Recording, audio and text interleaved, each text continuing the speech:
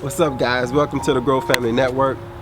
Today what I'm going to talk to you all about is, can you believe I was about to do a harvest video? I'm harvesting stuff and then I came over here just to get a little look and at my citrus trees. We've been having a 2 days, 2 days, yeah, it's been about 2 days of just torrential rain, and the yard has been flooded out. We're finally getting some sunshine. I said, let me come out here and check everything out, and I'm gonna show you all in a few seconds. These citrus trees are already getting in gear. I know it's early. If they were outside of the canopy, I would be worried. I would be like, ah man, I gotta cover these because this new growth is January 15th. No doubt in my mind, we got a freeze coming, a light freeze, a hard freeze, any kind of freeze is gonna knock that new growth down. And it's like, why? You know, right now we're in a time of climate where the climate is tricking the trees. I got a mulberry tree that's putting on leaves, and the same thing happened to it last year. It put on leaves, it fruited, we got a heavy freeze, it knocked all the fruit out.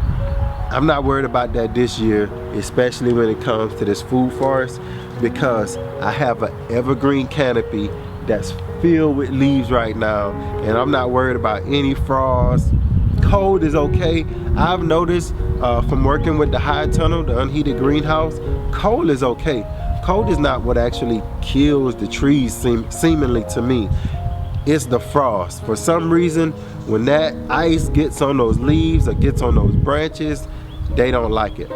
So looking at what I have now, watching these trees as they're young, knowing that if they can handle themselves now at about 1-2 years old, a lot of these little small things, when they get 4, 5, 6 years old, I won't have any problem at all, which is the reason why I decided to establish this tree, because having a lot of citrus trees is a lot of work here in Louisiana, especially when you get the noise that you're gonna have this huge freeze come down. What I want to show you is what I saw today when I came out.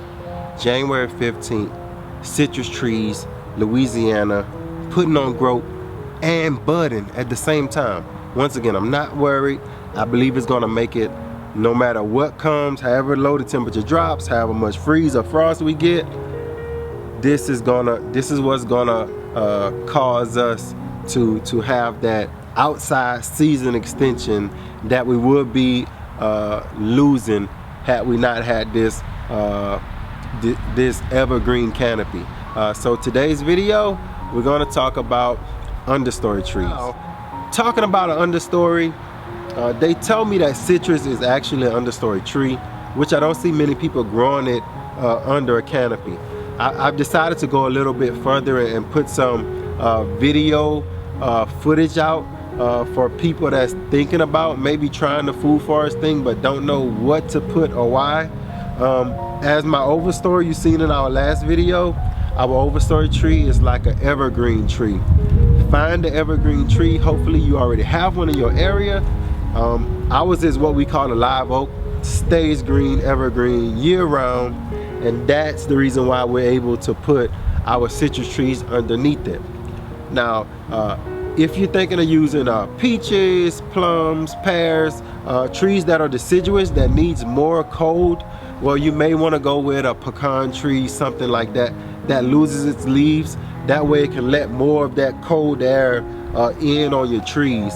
But if you're trying something more tropical, like a citrus tree, you don't want deciduous trees as your overstory, because when the winter comes, they drop their leaves, then they leave your kind of defeat the purpose. They end up leaving your trees exposed to the elements.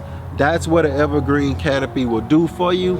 It will cover your tree from being exposed to the winter elements, stop the frost, stop the freezes from getting on those delicate leaves, and bam, you got a food. I see a lot of 10-year food forests, 20-year food forests, 5, 7-year food forests, but I want to give us a first year look at how things start, and that's why I'm breaking these videos down. My last video was just the canopy. We're gonna break these videos down layer by layer. So your second layer to your food forest is your understory trees. And I'm doing citrus. You can do whatever you want as an understory, but please, I would say, base it off of whatever your canopy tree is. Let your canopy tree actually be the one that brings the rest of your system into one accord with one another. And I was talking to Bevs about this. As you get your bushes in, your understory trees, your herbs, your ground cover, your root crops, and as you're fertilizing that, and as you're bringing in manures, you're actually fertilizing that canopy tree, because it's gonna as well absorb some of those nutrients that the rest of these trees are getting. So you get a whole system kind of coming in tune with each other. And I think that's the beauty of the food forest, is everything is getting in tune. And now I got stuff crawling on me being under this tree. I'm not on any kind of medication. It's just spiders always throwing webs. I'm looking at webs flying. So let me bring you all in. Come check out this food forest. Come check out this growth that I'm getting. You might be excited, or as excited as I am. I know you can't probably be that excited because it's mine, but hey, it could be ours. Never know. Come check it out though. Come on. So here is what you're seeing. You're looking at a ruby red grapefruit tree. This thing was actually, it was fruiting. I'm not gonna lie, it was fruiting when we got it. We just put this one in about, I think it was spring, earlier spring. So it's gonna be coming up on its first year actually in the ground this spring. But look at the new growth on it. And like I say, I'm not worried about it. It's under the canopy. If it wasn't under the canopy, I would be worried. Our next tree is improved Meyer lemon. I think these trees are really gonna grow. As I start to open up this canopy from the side, and as I was telling y'all that we had to get this sunlight in, as I start to cut some of these out and getting more and more of that sunlight in, these trees are gonna benefit so amazingly that I believe by fall next year, they should be put on at least about 2 feet of real growth. Something that we can use to go into the fall and next year, hopefully. Also, I've just put in tangerine tree, and I've just put in another red navel tree that I'm going to talk about on another video soon, because I got something else important to talk about with those trees coming in. Lastly, I want to show you is this red navel that we have in a container, and we've been having it. And I want you to look at the new growth on this tree. I want you to look at, not only does it have new growth on it, but it's actually budding. Last year, this thing budded like crazy. The reason why I didn't put off any fruit this year, we got a crazy storm. When that thing was setting those buds, even it had set some fruit. We got a storm so crazy, so windy. I'm talking about the kind of storm that blows stuff all over the yard. And I came out the next day, and oh my gosh, it blew everything off of that tree. I mean, it ripped every fruitlet, every bloom it had, everything it had, it ripped it off. But this year, it's coming back with a vengeance.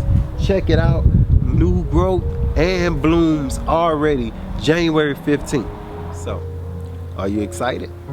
You should be. You should be excited because whatever successes you see other people having, that's good for you, because now you can ask those questions of, hey, how did you do that? Or how did you do that? If all I have is failures, then you can't ask me, but hey, what you did, so I know not to do that. The thing about gardening though is something that I do on my property and it fails for me, you may be able to do it on your property and it works and becomes a success to you, which is crazy. But that's the beauty of gardening, is because you can't really live through somebody else gardening. You almost have to get out there and put your hands in the dirt. And my thing is, I just want my own. I just want my own stuff. Not saying my own like nobody else can't have it, but sometimes you watch a lot of our videos, we go around town, in town, and people got orange trees and pear trees and plum trees, and they don't want the stuff, and we go and and ask to get them, and we get them. Some of them just on the side of the road, we don't have to ask, we just get them. But it feels so much better when you're on your own property and you don't have to go, hey, can I get some of your oranges? Hey, are y'all gonna eat those tangerines? Can I get them? Until then, keep knocking, keep asking, but at the same time, start planting your own trees, because soon, 5 years from now, you won't have to ask anybody anything. You can go out and get your own kumquats. You can go out and get your own tangerines. You don't have to go to the store. It doesn't matter if the store is closed down. You can have your own stuff on your own land if you put your own time in. So that's today's video, how to start a food forest. This is the understory video. Hope y'all enjoyed it. Hope you understood what I was trying to convey to you about using the canopy tree to affect everything else that you're gonna plant underneath it, season to season. I'm hoping that you have something in your yard. A canopy tree is the hardest thing because it takes so long to grow, so long to get up high, so long to get big enough to cover your food forest. But I'm hoping that you have some kind of canopy tree already in your yard, and you can work with that. Start taking out some of the brush around that and start from that tree. Use that tree to catapult you into the future of your food forest and your growing. So thank you for watching the Grow Family Network, and as always, grow, grow,